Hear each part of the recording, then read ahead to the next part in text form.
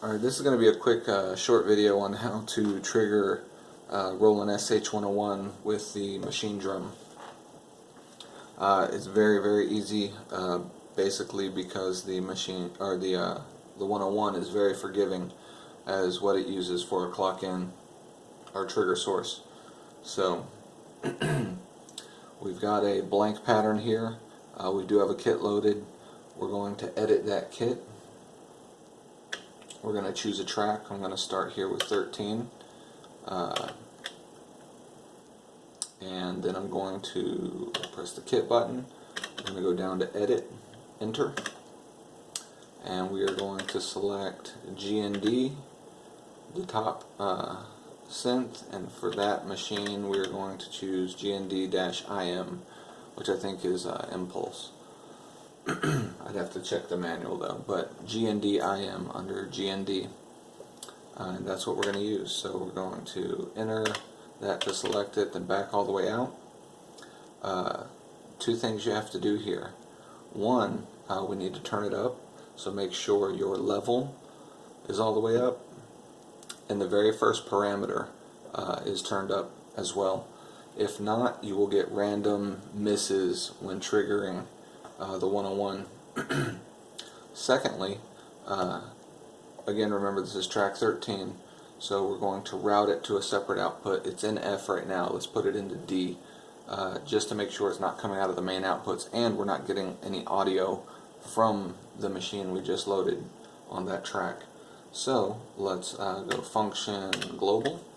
We'll select whatever your active slot is. I'm in 1, so I'll enter that. And then we're going to go down to routing and then over to output. Enter. And then you'll scroll down from track 1 all the way to 13. It's currently set as F, and we switched it to D. So now we're on D, so let's scroll over our button over to D and then press enter to select it, and then we'll escape out. So now the audio or trigger is routed on track 13 out of D output. From D output I've got a line, standard line, ran over to the 101 to the external clock in. So now we have a couple of options. We can, well, first let's just set up a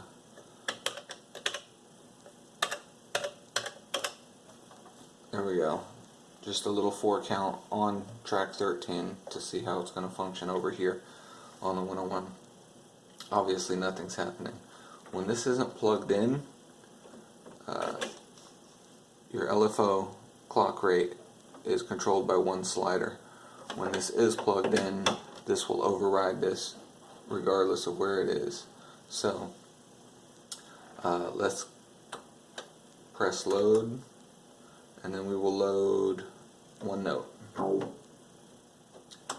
So we'll press play, which will start the sequencer, but the sequencer will not step through the notes that we've loaded until it receives a signal here. We've put 4 on this 1 bar loop here, so you can see how that's working there.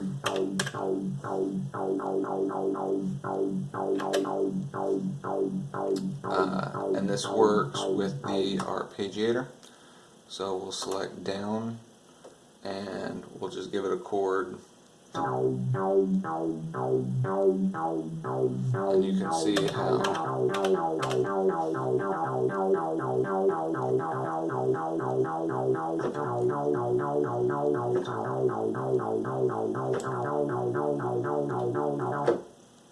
you can see how easy that is.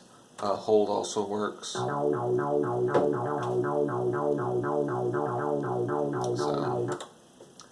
it's basically triggering the next step for the arpeggiator and the sequencer.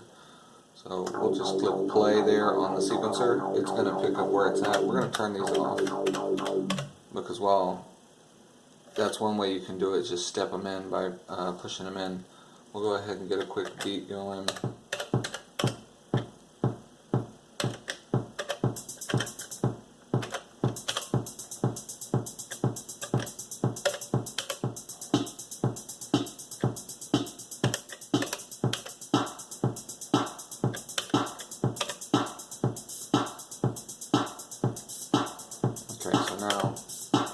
select track 13, which our trigger is out, and we'll play the pattern we want.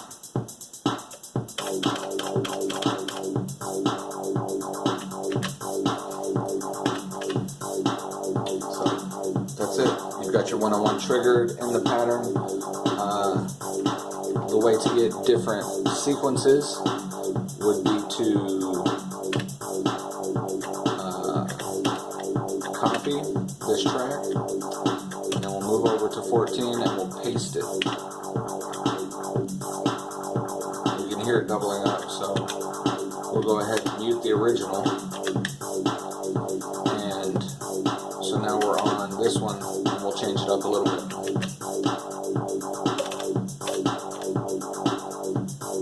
In fact, let's take it all the way out and get something completely new.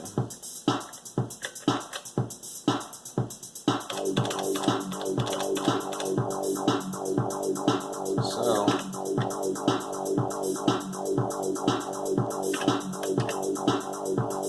now we can go to our mutes and just mute and unmute.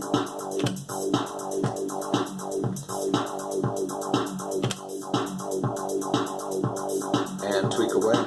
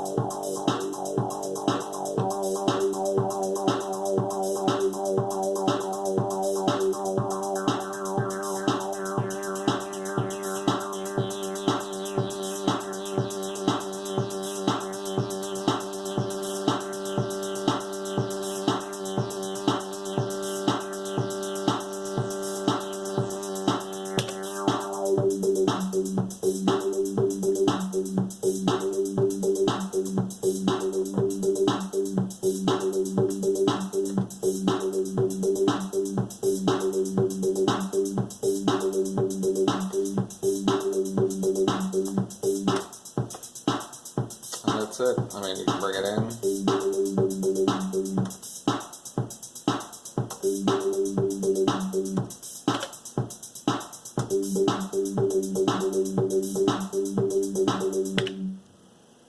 And that's all she wrote. Easy as pie.